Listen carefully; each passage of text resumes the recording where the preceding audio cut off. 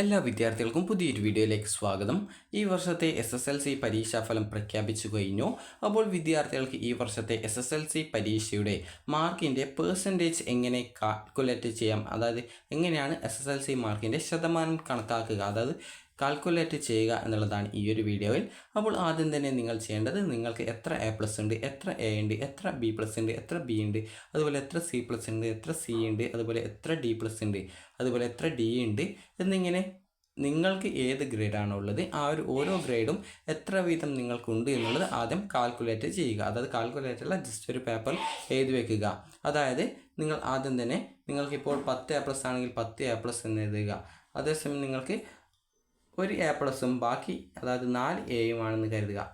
ഒരു A+, 4 A, അതുപോലെ തന്നെ ബാക്കിയുള്ളത് ഫുൾ നിങ്ങൾക്ക് B+ ആണ്. അതായത് നിങ്ങൾക്ക് ഇപ്പോൾ ബാക്കി 5 B+ ആണെന്ന് കരുതുക. ഇങ്ങനെയെങ്കിൽ ഇങ്ങനെ എഴുതി വയ്ക്കുക.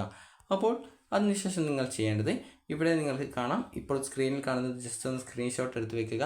അതായത് ഈ ഒരു A+ൻ്റെ വില 9, A ഗ്രേഡിന് 8, ഈ ഒരു രീതിയിൽ നൽകിയത് കാണാൻ സാധിക്കും. അപ്പോൾ നിങ്ങൾ ജസ്റ്റ് ഇതൊന്ന് ആദ്യം മനസ്സിലാക്കി വയ്ക്കുക. അപ്പോൾ ഒരു വിദ്യാർത്ഥിക്ക് 10 A+ ആണ് കിട്ടിയതെന്ന് കരുതുക. അപ്പോൾ 10 A+ ആണെങ്കിൽ 10 A+. അപ്പോൾ ഈ ഒരു 10 എന്നുള്ളത് ആദ്യം എഴുതുക. അതിനുശേഷം നിങ്ങൾക്ക് ഏത് ഗ്രേഡാണോ കിട്ടിയത് അതിൻ്റെ ആ ഒരു പോയിൻ്റ് നിങ്ങൾ എഴുതി വയ്ക്കുക. അതായത് A+ൻ്റെ വില 9 ആണ്, അപ്പോൾ 9 എന്ന് എഴുതുക.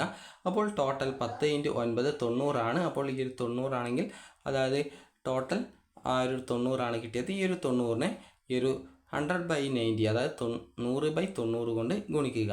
അപ്പോൾ ഈ ഒരു 100 എന്ന് പറയുന്നത് 100% കൺവേർട്ട് ചെയ്യുന്നതിനും, അതുപോലെ തന്നെ ഇത് എന്ന് പറയുന്നത് ആകെ ഗ്രേഡിൻ്റെ പോയിൻ്റ് ആണ് 90 എന്ന് പറയുന്നതും. അപ്പോൾ ഇതിനെ നിങ്ങൾ ജസ്റ്റ് ഗുണിച്ച് കഴിഞ്ഞാൽ 90ൽ 90 ഒരു തവണ 1 × 100 100, അപ്പോൾ ഒരു വിദ്യാർത്ഥിക്ക് 100% കിട്ടിയെന്ന് മനസ്സിലാക്കാം.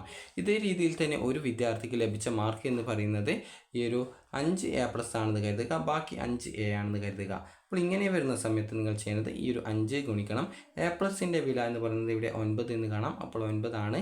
അതിനോടൊപ്പം ഈ ഒരു 5 Aയും ഉണ്ട്, അപ്പോൾ 5 × ഇവിടെ വില എന്ന് പറയുന്നത് 8 ആണ്.